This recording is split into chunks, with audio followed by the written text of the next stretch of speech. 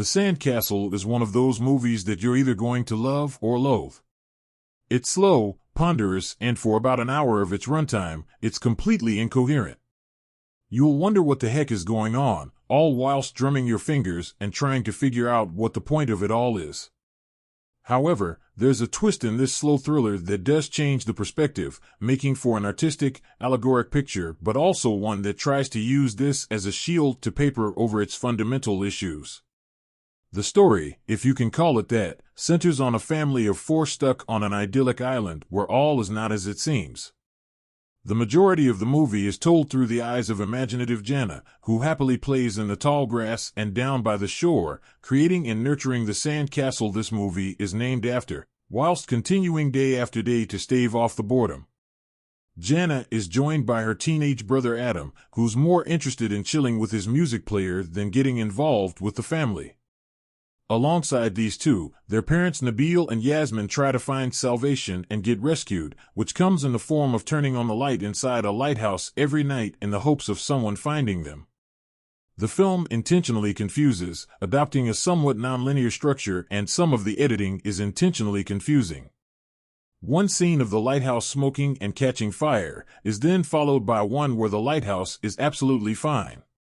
There are also scenes that feel completely fantastical, like when Jana discovers something under the sand, but all of this is kept intentionally obfuscated until very late on, where a twist changes everything.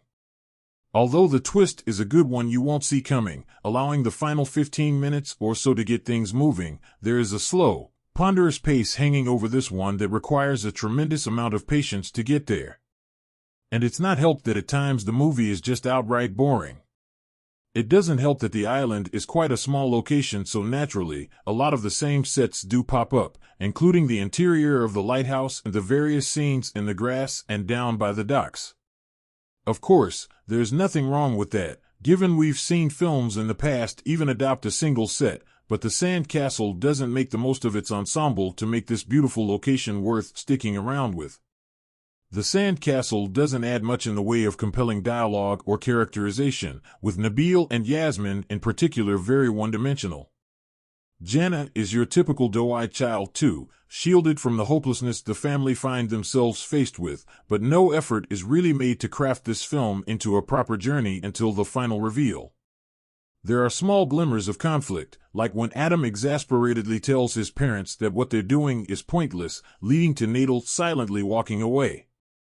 But these moments are infrequent, and the film never feels like it wants to pull the trigger and develop the relationships between the characters in a meaningful way.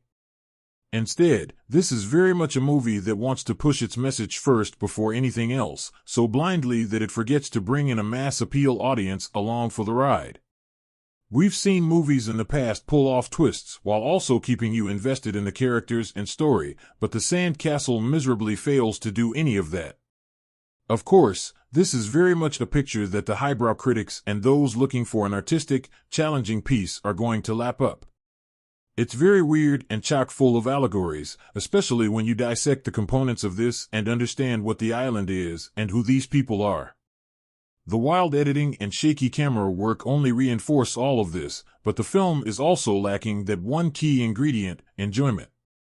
If you can go in with a lot of patience and get to the twist, you are rewarded slightly, but the ride there is so brutally slow, you will wonder whether it was even worth it when the final credits roll.